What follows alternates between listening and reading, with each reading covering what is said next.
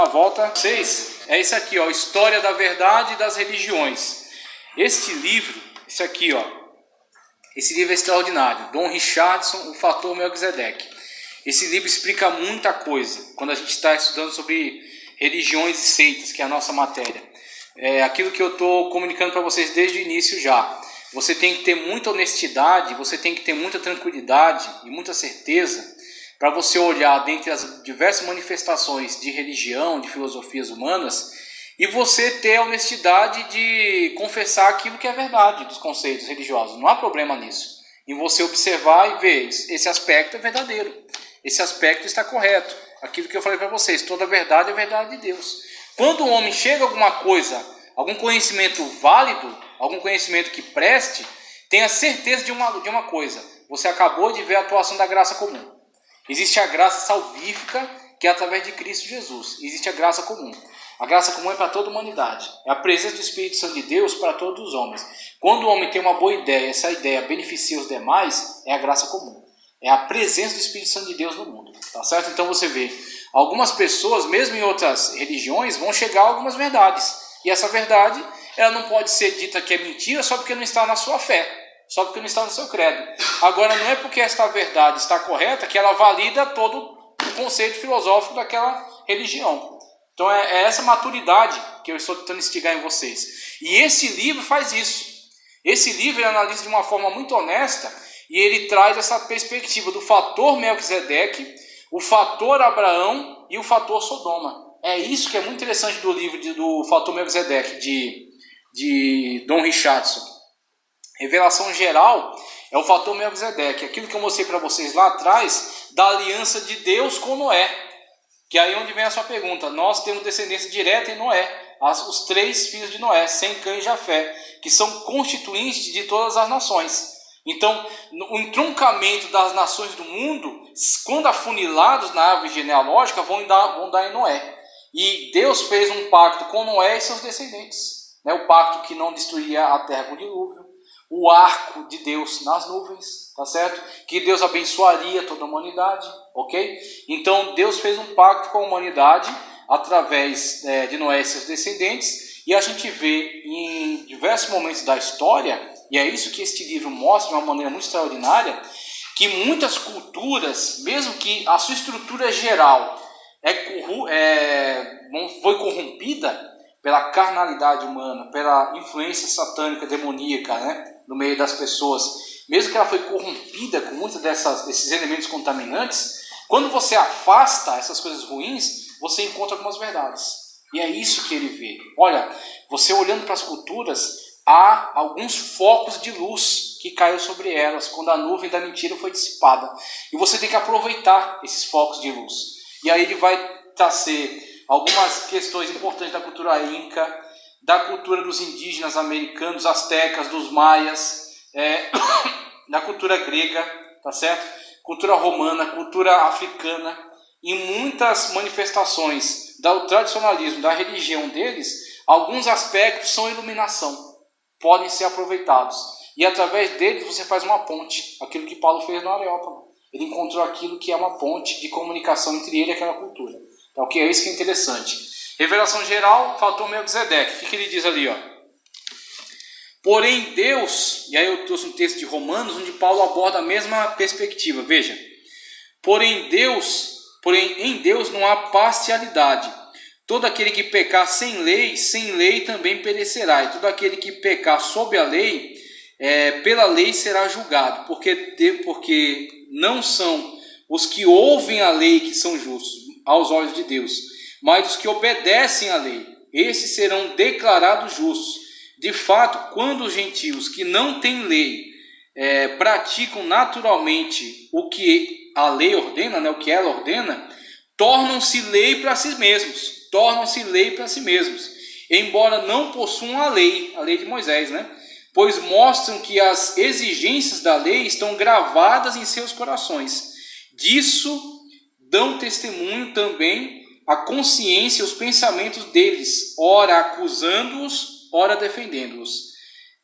Isso acontecerá no dia em que Deus julgar o segredo dos homens, mediante Jesus Cristo, mediante Jesus Cristo, conforme declara o meu Evangelho. Carta de Paulo aos Romanos, capítulo 1, versículos 11 ao 14.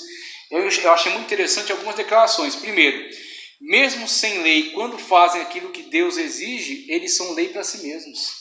Você observou isso aí? Isso pode ser aplicado e eu acredito que sim, mas diretamente aquelas pessoas que não tiveram o Evangelho, não tiveram conhecimento da lei de Moisés, porque os judeus também fizeram proselitismo, foram pelas terras evangelizando alguns, não da maneira como tinham que fazer, mas fizeram um pouco, e não tiveram conhecimento do Evangelho. E aí Paulo, através dessa declaração, ele é muito claro ao dizer que quando um pagão, tá? Quando um gentio, quando um determinado povo de uma região longínqua, quando ele age naturalmente, de acordo com aquilo que a lei exige, isso vai ser levado em consideração por Deus. Deus vai levar em consideração esta atitude, esta ação, mesmo sem a lei de Moisés, mesmo sem o Evangelho, e ele se tornou para si mesmo a sua lei. Que lei? Lei da consciência humana, a primeira dispensação. A dispensação de Deus com Noé, o pacto que Deus fez com Noé. Então, muitas das vezes, mesmo o contexto cultural em volta tendo diversas corrupções, você tem alguns indivíduos que, por dar ouvido à voz da consciência, eles se comportam em contradição com os erros da sua própria cultura. E aí eles são para si mesmo a lei da consciência. A consciência que é alimentada pelo Espírito Santo de Deus, um contato direto com o Espírito Santo de Deus. E aí você tem Paulo dá essa declaração e ele arremata de uma forma maravilhosa. Ele diz: quando Deus julgar o segredo dos homens através de Cristo, ninguém é salvo pelas suas próprias obras, viu? Nem o gentio que sonou para si mesmo sua lei, ele não será salvo pelas suas obras. Ele também é salvo pela misericórdia de Cristo. Agora, a forma como Paulo colocou esse julgamento que é maravilhoso. Quando Deus julgar o segredo dos homens, ou seja, aquilo que não é sabido por nós, é um mistério até para nós. Nós não temos como ter esse conhecimento. Por isso que nós não temos autoridade, e não nos é dado, de ser juiz de ninguém. Nós não podemos ser juiz e dizer: olha, essa população inteirinha foi para o inferno. Não faça isso, você não é juiz. Quando for estabelecido o trono branco aqui, Cristo vai julgar o segredo dos homens. Vai chamar cada um, vai ser aberto o livro, o pecado é justificada pela graça de Cristo. Um dos dois. Tá certo? Mas ninguém se salva. Todo mundo, pelas suas próprias obras, são condenáveis. Mas alguns, pela graça de Cristo, são salvos. Essa é a questão. Então a gente tem essa questão aí que é um fator Melquisedeque, que é uma revelação geral. Pode falar. Vamos lá. Mas isso aí é para quem não tem o conhecimento da palavra de Deus. Que não teve nenhum tipo de acesso. Nenhum tipo de acesso. Aqueles que têm, uma vez que chegou alguém e apresentou para você Cristo, o único que pode salvar, ao mesmo tempo que você tem ao mesmo tempo que você tem um extraordinário privilégio, você também tem uma grande responsabilidade.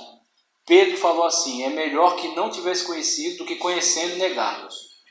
Você lembra, né? É melhor que não tivesse conhecido do que conhecendo e negar. Porque quando você toma conhecimento, você está tendo a oportunidade de ter a revelação do Filho de Deus. Ok? Ele está te abrindo assim, descortinando o céu diante de você. Mas se você negar, você está negando a sua porta de acesso à salvação. Ok? E aí se você é apresentado Cristo e você nega, você está caindo naquilo que Cristo falou: aqueles que crerem serão salvos, aqueles que não crerem já estão condenados. Porque condenado ele já estava pelo seu próprio pecado. Foi-lhe oferecido porta de salvação e ele fechou. Então ele está condenado. De antemão já está condenado. A porta de salvação foi dada, mas ele fechou a porta, ele já estava no seu pecado, já estava condenado. Quando você diz que nós não temos direito de julgar ninguém a salvação, mas mesmo pela palavra e pelas atitudes da pessoa, você não tem uma noção que aquela pessoa realmente não você faz uma projeção, por exemplo, mas e o último momento? Sabe, essa atitude de julgar, essa atividade de julgar, ela não vale a pena. Não vale. Ela é totalmente equivocada. Por quê? A pessoa no último minuto de respiro de vida, ela teve um arrependimento e pediu perdão sincero, exatamente, e creu em Cristo para a salvação, e se ela tivesse tido uma oportunidade, ela teria feito tudo diferente. E aí? Então vale a pena eu tomar uma atividade que não foi me dada, sendo que tem um juiz, e o juiz é Cristo, e ele vai julgar tudo isso aí no trono branco? Então, quando a pessoa morre e ela não não teve um arrependimento sincero, ela já está condenada ao inferno. E quem julga isso é Cristo. Então, não se meta nesse negócio de julgar, que não vale a pena. Exatamente. Veja, o fator Melquisedeque é um fator geral, tá certo? É um fator geral. Fator revelação especial. Fator Abraão.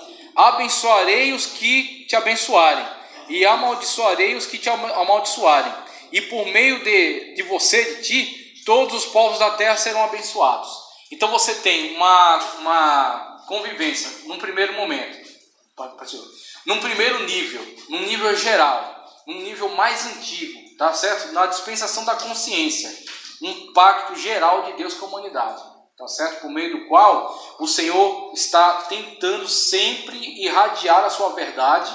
O sol da justiça está raiando sobre todos os povos. Alguns estão impedindo a sua influência por meio das trevas da ignorância, mas muitos estão sendo alcançados, estão sendo iluminados em relação àquilo que é a verdade. Então você tem muitos levantando um Melquisedeque aqui e ali, ó.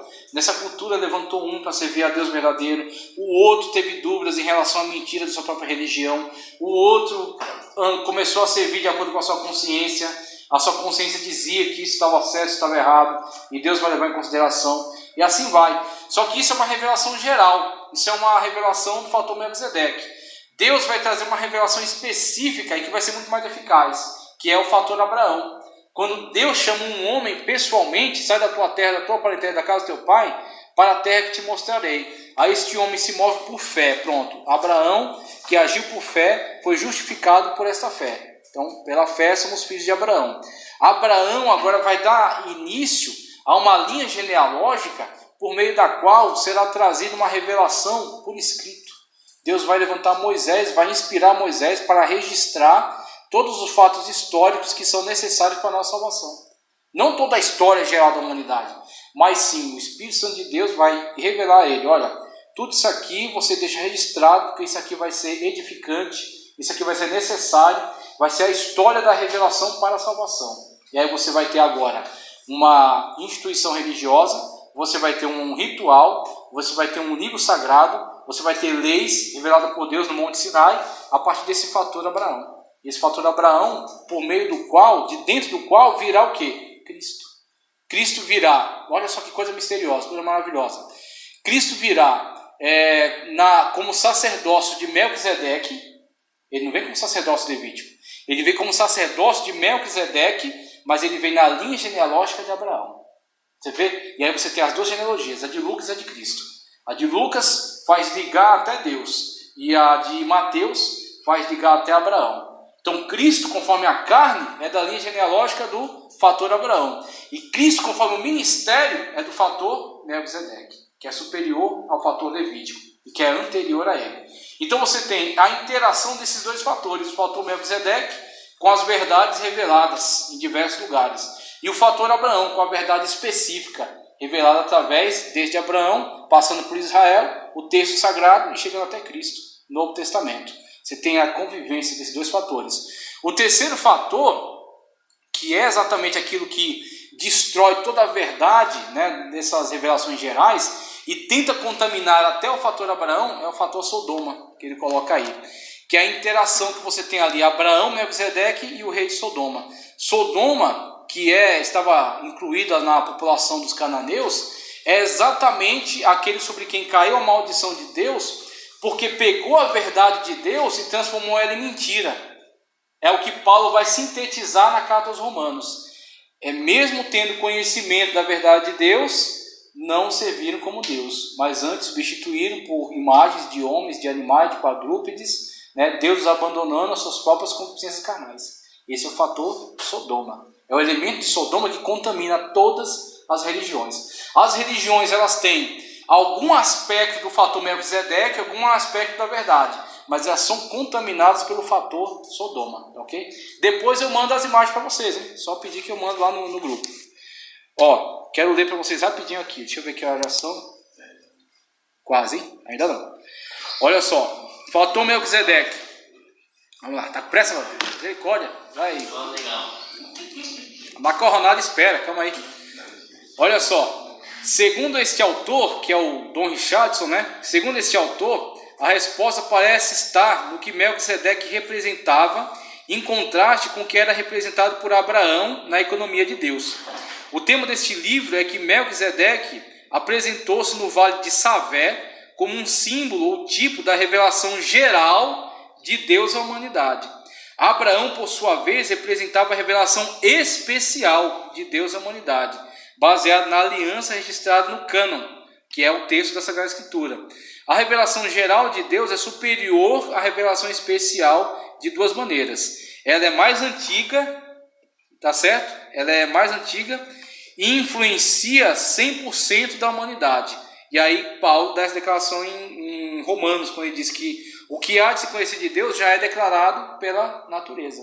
Então existe uma grande revelação de que existe Deus ao você contemplar a obra de Deus. Você olha a obra de Deus e fala, existe um Deus que criou todas essas coisas. E aí isso tem que impulsionar as pessoas para querer saber mais acerca desse Deus. Então tem uma revelação geral.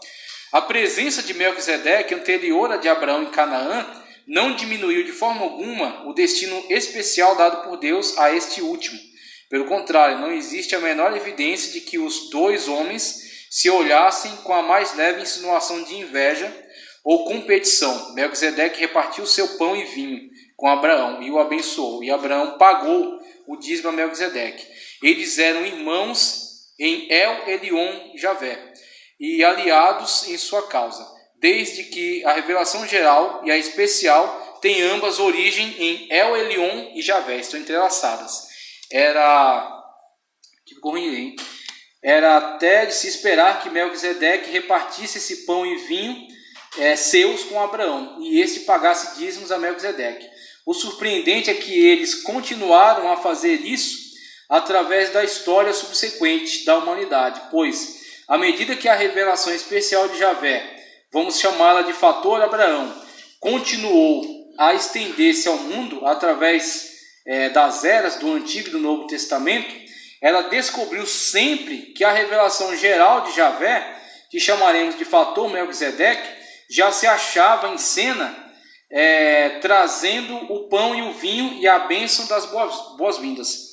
O presente livro é minha tentativa de traçar, através da história, alguns exemplos desta magnífica interação entre o fator Melquisedeque, a revelação geral de Deus, e o fator Abraão, a revelação especial de Deus. Existe, porém, um terceiro fator. A sua relação não é dada... Existe, porém, um terceiro fator. A sua relação não E sua relação não é nada bela. Um outro rei cananeu, de caráter bem diverso de Melquisedeque, encontrou-se com Abraão naquele mesmo dia no Vale de Savé, que era Bera, rei de Sodoma. Bera mostrou-se amável também para com Abraão, oferecendo-lhe os despojos tirados de Quedorlaomer, os quais tinham sido originalmente produtos de um saque em Sodoma. Observe a reação de Abraão. Mas Abraão lhe respondeu: levanto minha mão ao Senhor, o Deus Altíssimo, Javé El Elyon, no original, assim como os apóstolos Paulo e João aceitaram mais tarde o Theos e o Logos, como nomes gregos válidos para o Deus verdadeiro. Abraão em seus dias aceitou El Elyon, o nome cananeu